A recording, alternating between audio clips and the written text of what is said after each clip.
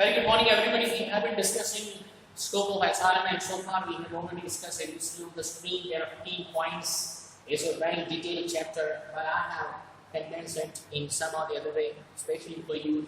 So far we have already discussed till point number 10 and almost 11.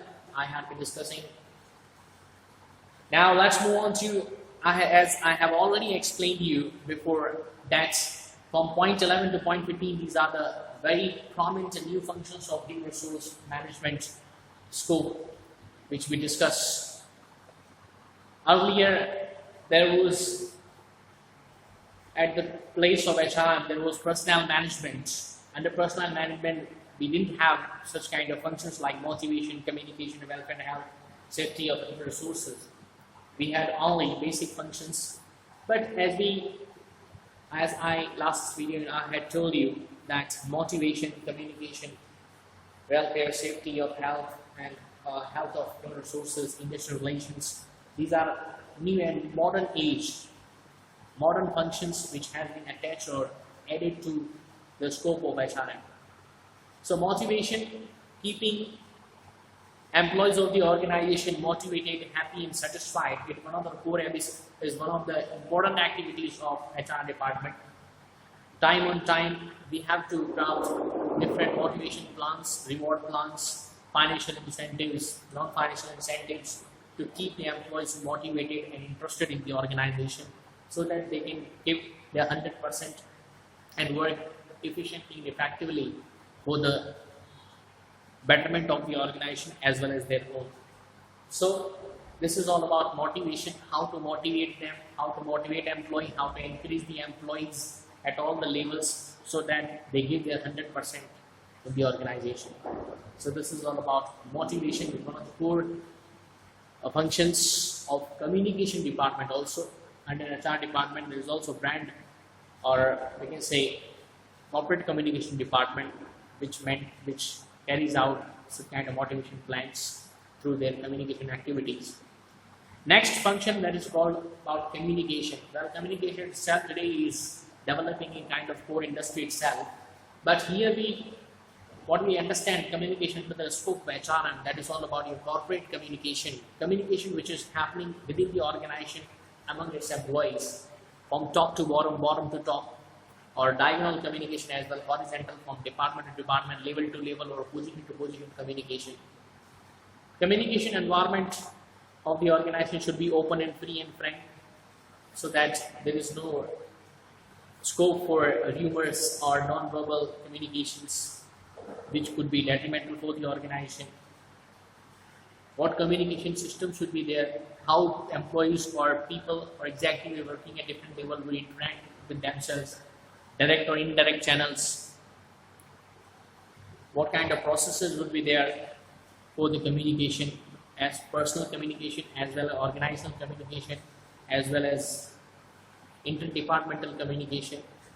Then various forms of communication we will discuss in detail in some chapter in your third unit. It will come that the forms of communication, processes of communication, oral communication, written communication, organizational communication, non-verbal communication and verbal communication, various forms and activities we will discuss in detail. So communication is also one of the modern functions of the HRM which has been added in the scope. Next, employees maintenance.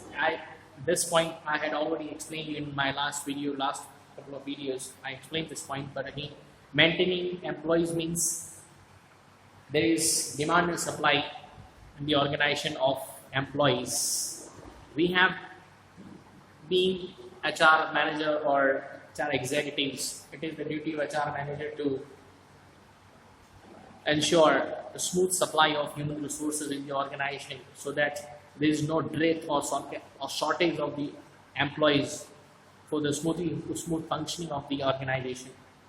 If there is requirement on employees, then we have to do timely recruitment processes and selection process. We select people and supply employees to the organization. We have to maintain the specific number of people in the organization so that there is no problems arise regarding with its various processes and functionalities. Number 14, welfare, safety and health of human resources is also one of the important functions of HR department. Welfare of human resources, employees' welfare, we have to craft welfare plannings, programs, some kind of funds we have to create which can help employees some or the other way. Their safety, we have to ensure the safety of our laborers, workers who are working in the factory, and also we have to also provide health checkups so that they are in well health conditions.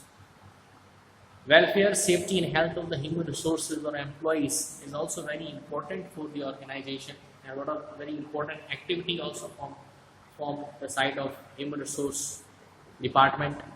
Time on time we have to conduct medical tests, medical checkups of the employees, workers.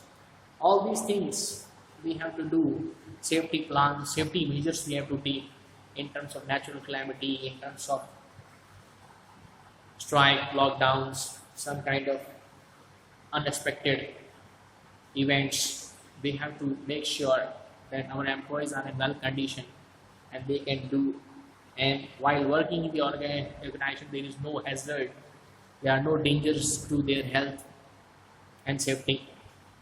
Last point 15 that we have already, it is called industrial relation, IR. Industrial relation is, in simple word, it is the relations between laborers and employers. Management of the organization and employees and workers of the organization is labor, especially it is the, here it is becomes mostly industrial relations become important where mostly manufacturing sectors or industry, big factory, there are 5,000 workers or employees are working all together. There are some unions, trade union relations with the employer, and management, trade union relations. All these things we will discuss regarding the factory planning, the workers who are working, how to keep them happy, how to listen to their problems, grievances, all these things, laborers' problems, relation with trade union leaders, trade union members. All these things are dealt with or coped with under the specific area that is called IR, or in other words it is known as industrial relations. So industrial relations is also one of the very important area of and which come under the scope of human resource management. Thank you so much. Now here your scope of human resource management is over. Thank you so much. Bye.